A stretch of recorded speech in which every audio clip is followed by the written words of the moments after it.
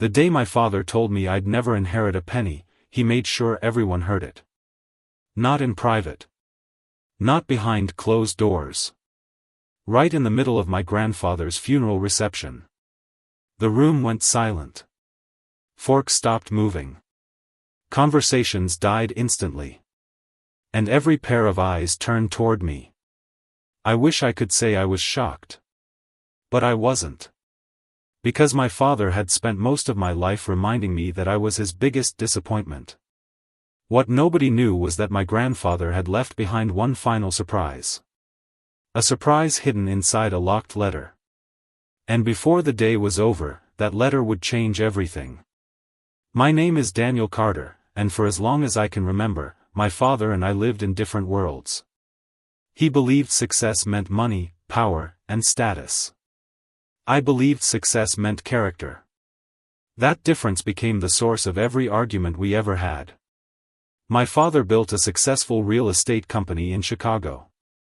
He expected me to follow in his footsteps. Instead, I became a high school teacher. The day I told him, he looked at me like I had announced I was joining a circus. "A teacher?" he asked. "That's what you want to do with your life?"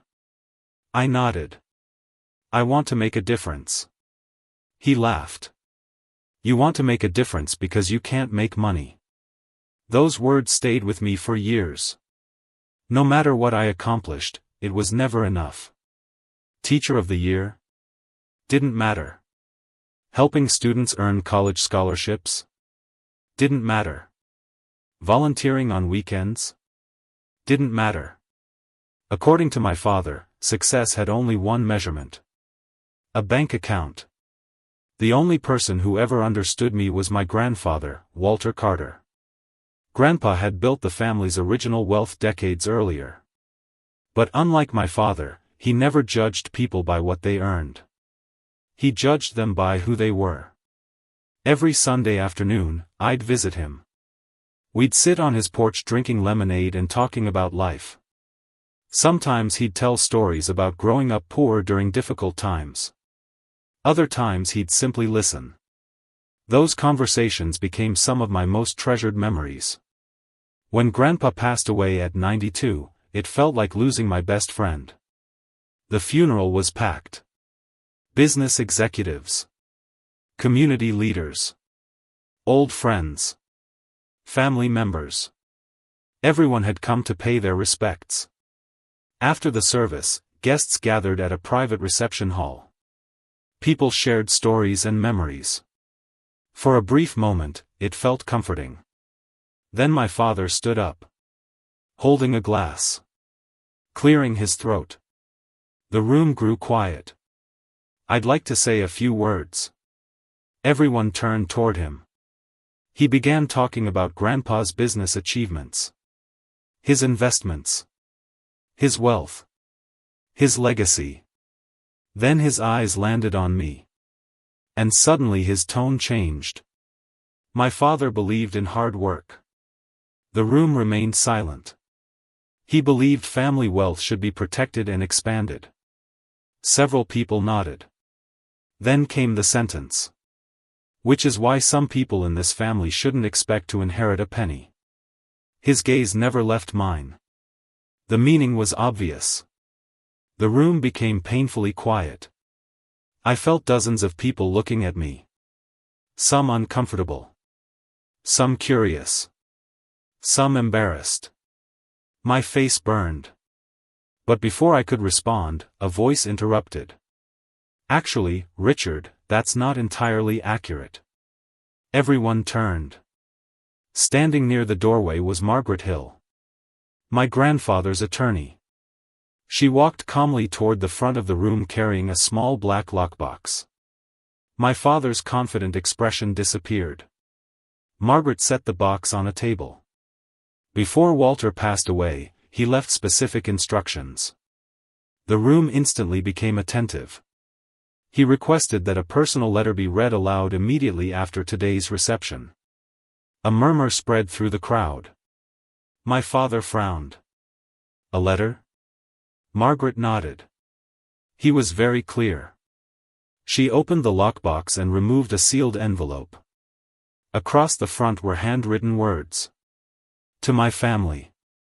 The room fell silent again. Margaret carefully broke the seal. Then she began reading. If you're hearing this letter, it means I'm no longer around to tell these stories myself. A few people smiled sadly. First, I want to thank everyone who came today.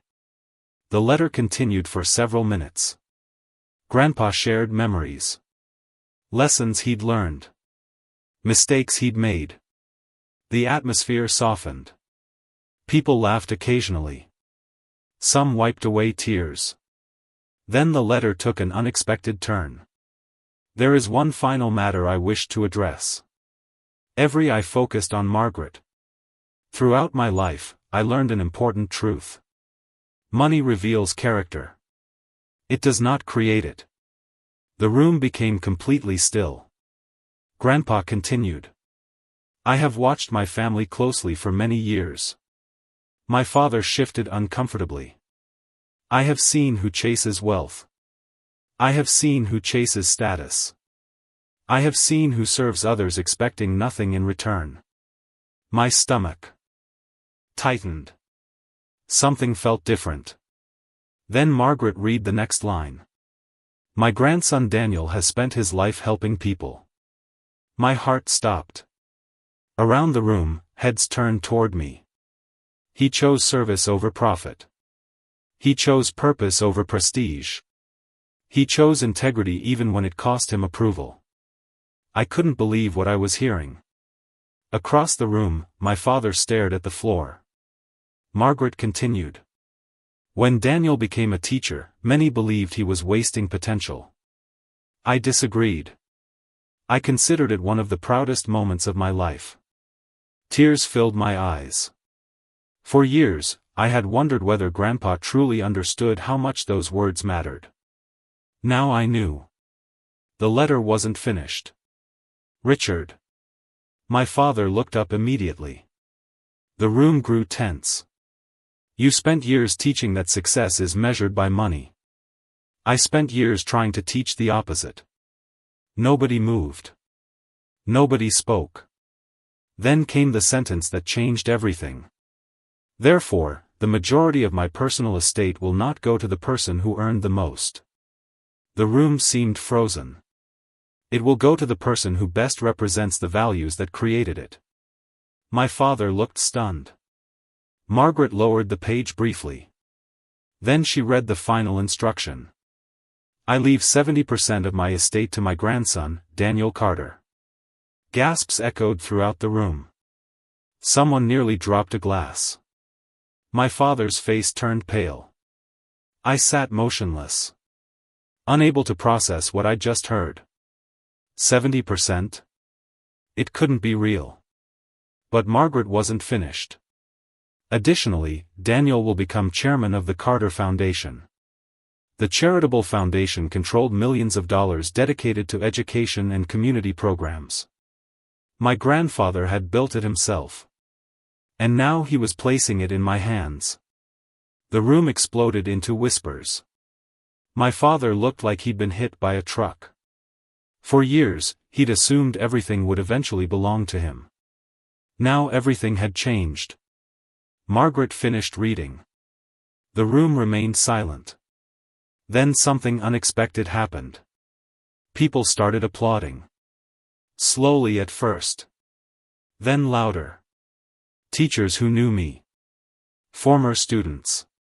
Family friends. Community members. The applause filled the hall. Not because of the money. Because they understood what Grandpa was really saying. Character matters. My father left shortly afterward. Without speaking. Without congratulations. Without even looking at me. I didn't see him again for nearly 3 months. Then one afternoon, he appeared at my front door. Older. Tired. Different. We sat on the porch. For several minutes, neither of us spoke. Finally, he broke the silence.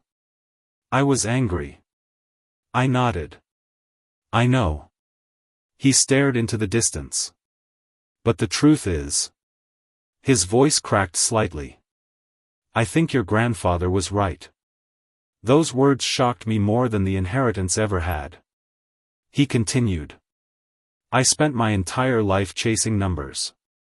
Meanwhile, you were building something I never understood.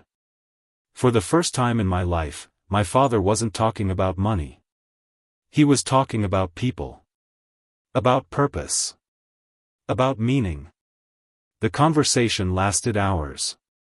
It didn't erase the past. But it started healing it.